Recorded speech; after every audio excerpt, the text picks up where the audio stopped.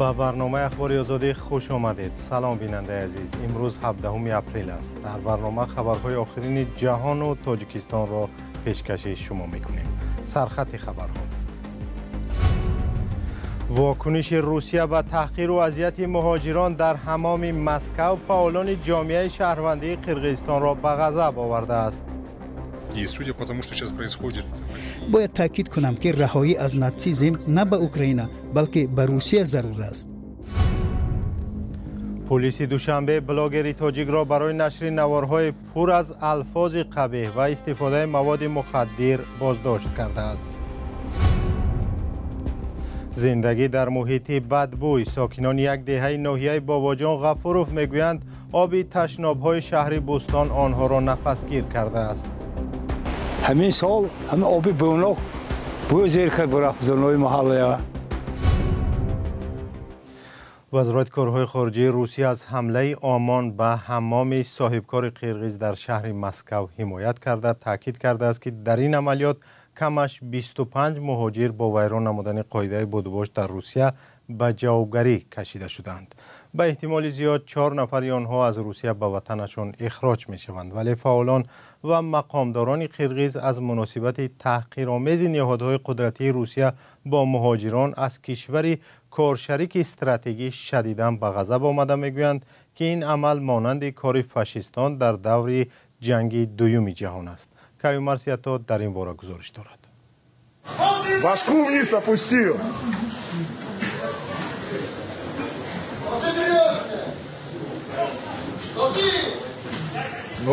وزارت کارهای خارجه روسیه میگوید که تفتیش حمام شهر مسکو ضد شهروندان کدام کشور مشخص روانه نبود. این عملیات روز 10 اپریل در حمام بادراس در ناحیه تیمریازیوی مسکو گذشت. وزارت میگوید آن طبق نقشه دایر شده 59 کس از حمام به اداره پلیس انتقال یافتند. از این بین 25 نفر برای ویران نمودن شرایط بود و باش شهروندان خارجی در روسیه به جوابگری کشیده می شوند. نشر نوارهای عملیات پلیس روسیه در حمام صاحبکار قرقیز که در میان مهاجران معروف بوده است باعث به اعتراضهای شدید در جامعه قرقیزستان شد. من چون دیگر شهروندان قرقیزستان منتظر واکنش وزارت امور خارجه کشور هستم.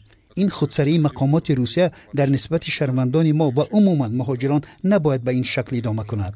با نظر داشت آن چیزی که در روسیه در مقابل مهاجران از آسیا مرکزی روا دیده می شود. باید تاکید کنم که رهایی از ناتسیسم نه به اوکراین بلکه به روسیه ضرور است. تفتیش تحقیرآمیز مهاجران قرقیز در حمام مسکو با واکنش جدی وکیلان مردمی قرقیز هم مواجه شد. میخواهم حادثه لطوکوبی دانشجویان پاکستانی را خاطر نشان کنم که در کشور ما روی داده بود. معاون سروزیر ما با پاکستانی ها واخورده از آنها عذر خواست. فعالان قرقیز به آنها غذا برده معذرت خواستند. وزیر امور خارجه پاکستان به بشکک آمد و سروزیر پاکستان ابراز نگرانی کرد. سروزیر ما چیکار کرد؟ حتی وقت پاکستانی ها را زدن من هم به میدان برآمده گفتم به خارجی ها نرسید.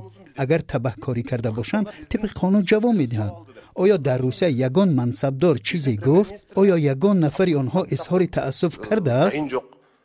بعد از یورش پلیس صاحب حمام نوارهای را نشر نموده یادآور شد که تحقیر و لطوکوب مهاجران 5 ساعت ادامه یافته. همزمان با آن افسران روس به مثل غارتگران خزینه حمام را باز و تجهیزات آن را ویران کردند. خبرگزاری اینترفاکس روسیه از نقل امبودسمن و یا وکالتدار حقوق بشر قرقیزستان جمیله جمانبایووا می نویسد که عملیات در حمام مسکو از طرف اداره دادستانی و خدمات مهاجرت تفتیش خواهد شد. جمانبایووا این مسئله را با وکالتدار حقوق بشر روسیه تاتیانا ماسکالکووا بررسی کرده است. وی به مقامدار روس درباره معامله نامناسب خدمات مرزبانی و گمرک روسیه با مهاجران در فرودگاه‌ها نیز اشاره کرده است. پلیس دوشنبه عثمان میرزا مرادوف بلاگر 33 ساله تاجیک را برای نشر نوارهای پر از الفاظ قبیح و استفاده مواد مخدر بازداشت کرده است. او صاحب صفحه در اینستاگرام است که نزدیک 900,000 کاربر دارد. نوارهای این بلاگر در گذشته نیز جنجال برانگیز شده بودند. همکارم میرزا نبی خالقزاد گزارش می‌دهد. салому дуруд бари шакиву ба буруд. پلیس دوشنبه عثمان میرزا مرادوف بلاگر جوان را به نشر نوارهای تحقیرآمیز و استفاده از مواد مخدر عیبدار کرده است. ریاست وزارت کارهای داخلی در دوشنبه گفته است که عثمان میرزا مرادوف منتظم نوارهای تحقیرآمیز نشر میکرد و بر اساس شکایت کاربران شبکه‌های اجتماعی بازداشت شده است. با گفته مقامات هنگام بازداشت وی سرخوش بوده مواد مخدر نوع متامفتامین کریستال استعمال کرده بوده است. نظر نزدیکان بلاگر بازداشت شده به این اتهام معلوم نیست، ولی پیشتر به شرح‌های کاربران درباره استفاده مواد مخدر و این اتهام را رد کرده بود که ضد نشأه‌مندی است. صغیره گپخنه که میدونم در که جوی به عزت نفستون رسیدم خفتون کردم ببخشید. وزارت کارهای داخلی گفته است عثمان میرزا مرادوف با قرار دادگاه شاه منصور برای 15 روز حبس شده است. نوارهای عثمان میرزا مرادوف بارها در شبکه‌های اجتماعی جنجال برانگیز شده بود. سال گذشته کمیته تفتیشاتی سنت پترزبورگ روسیه این بلاگر را به صادر کردن عملهای غیر قانونی در سمت مهاجرت متهم کرده بود. او در یک نوار از مهاجران دعوت کرده بود که بلیط قلبکی دانشجویی بگیرند و با این وسیله از تفتیش مقامات روس و سپردن پتنت رها شوند. بعداً دوستانش گفتند که او جریمه و از روسیه اخراج شد. نمایندگان جامعه شهروندی ولایت سوغد از سنجش ناگهانی و فشار ریاست عدلیه شکایت دارند. مسئولان چند تشکیلات جمعیتی گفتند مقامات با نقض قانونگذاری و بدون آگاهی قبلی به سنجش کاری آنها شروع کردند. مقامات رسما در این باره صحبت نمی کنند. همکارم کیومرث سیاتا موضوع را آموخته برای شرحی بیشتر همراه ماست. کیومرث سلام. شکایت جامعه شهروندی ولایت سوغد چی است؟ سلام عبدالمومن و درود بر بیننده های عزیز. نمایندگان جامعه شهروندی ولایت سوغد میگویند که از روز 16 اپریل کارمندان ریاست عدلیه ولایت سوغد به آگاهی پیشکی به دفتر کاری آنها برای سنجش کارشان رفتند و این سنجش را شروع کردند. به گفته نمایندگان سازمان های جمعیتی طبق فرمان وزیر عدلیه درباره سنجش کاری تشکیلات جمعیتی مقامات عدلیه ولایت باید حداقل 3 روز پیش از آغاز سنجش به آنها آگاهی نامه یا که خبرنامه روان می‌کردند. ترتیبی که به گفته نمایندگان جامعه شهروندی ولایت سوغد حالا رعایت نشد و آنها را در یک حالت بسیار ناگوار گذاشت.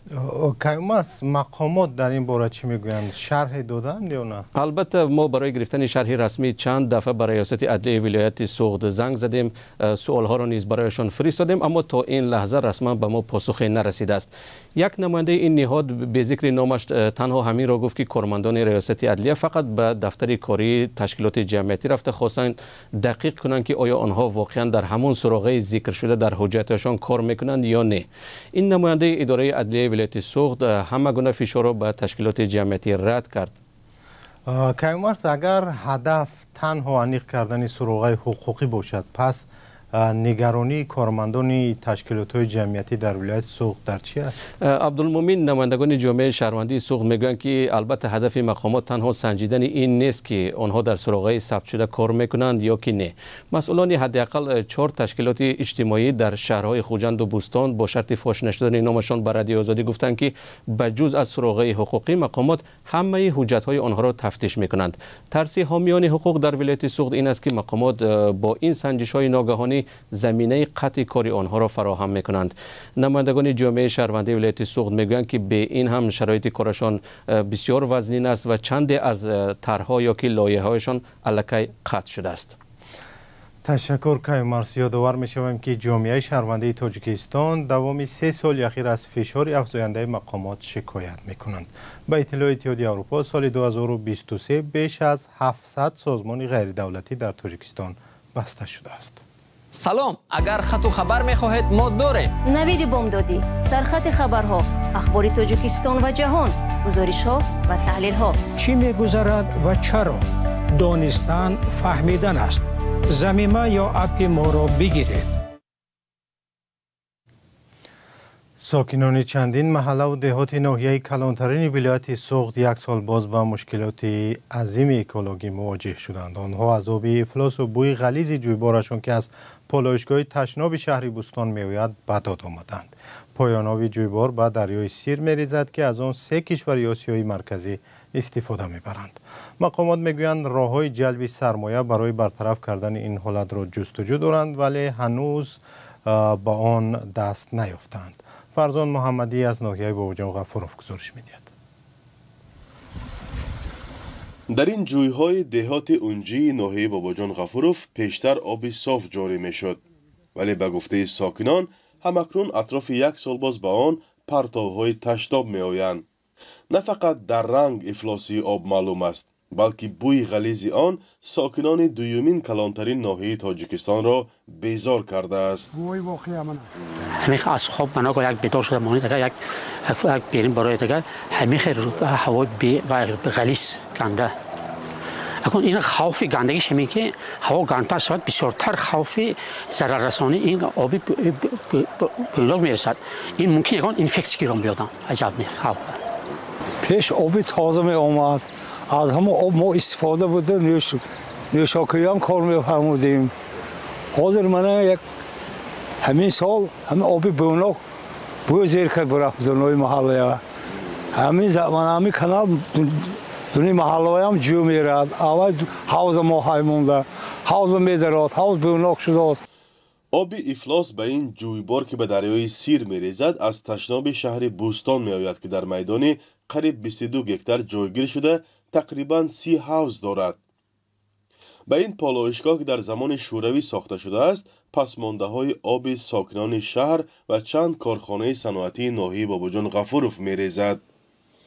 میرزا غفور شریفوف 70 ساله همراه عائله و فرزندانش در کنار همین پالایشگاه زندگی می‌کند و جریان بد شدن شرایط کاری آن را سال به سال بیشتر مشاهده می‌کند.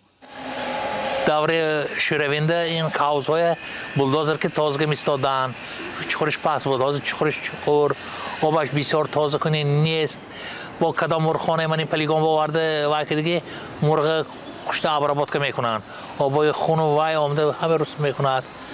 ساکنان میگویند بارها به مقامات مراجعت کردند ولی نتیجه را ندیدند. همین 1 سال زیاد شد اینجا مسئله ها یک دو بار آمدگی و پار نه همیشه بروز آمدگی بودن از همون اکلاکی ولایت یاد آمده ایستاده خیلی وقت نشتن و کردن یک ماه دور نشد تازه میکنن میگیرد گفتن دیگه نگفت ولی چون که کارخانه طرف زیاد شده که طرف من ابیام همین پرتافتنی پرتاو آب پرتاو زیاد شد احوالی بسیار شد ساختمان ها بسیار شد من وای کجا رفت است همه خانه های استقامتی بلند آشیانه آبش و برای رئیسان حکومت‌های شهر بوستان و ناحیه باباجان غفورف میگویند از مشکلات آگاهند و راه حل آن را جستجو دارند. این مسئله مشترک است. گروه کاری از طرف مقامات اجرایی حاکمیت دولتی ولایت سوخت تحت راهبری معاون یکم رئیس ولایت تأسیس داده شده است. کارها رفته ایستادند و فکر میکنم که به نزدیکی حل خودش را مییابد. همچنین اولیه پیش یا دیگه دورهای پیش یا راه الटरनेटिव्ی که 2 کیلومترش قبورا را بردگی هم نیستن. این از مسئله برداری کرده شده ایستاده که حساب همین صاحبکارا و دیگه ما حل کنیم چقدر کی یاردم میکنه همو قبورا بستنوید کنیم که با یک راه الटरनेटिव्ی برای شبکه‌های آب و کاریزی باشه. بد شدن وضع اکولوژی و کار آب و کاریز شهر و ناحیه‌های تاجیکستان سال تا سال بیشتر می‌گردد. مقامات میگویند این حالت به زیاد شدن اهالی و کارخانه‌های صنعتی ربط دارد، ولی ساکنان میگویند در عوضی پولی که مردم به این نهاد میدهد آن باید تجهیزات نو آورد یا پالایشگاه‌های نو سازد تا مردم از بیماری‌های همگیر و بوی بد رهایی یابد. فرزان محمدی، رادیو آزادی، ناحیه باباجان غفورف. سپاس که ما را تا این لحظه تماشا کردید. اخباری از این بیشتر در صفحه رادیو آزادی در تلگرام، فیسبوک، اینستاگرام و یوتیوب و تیک تاک پیدا کنید. تا برنامه‌های دیگر خدا نگهدار.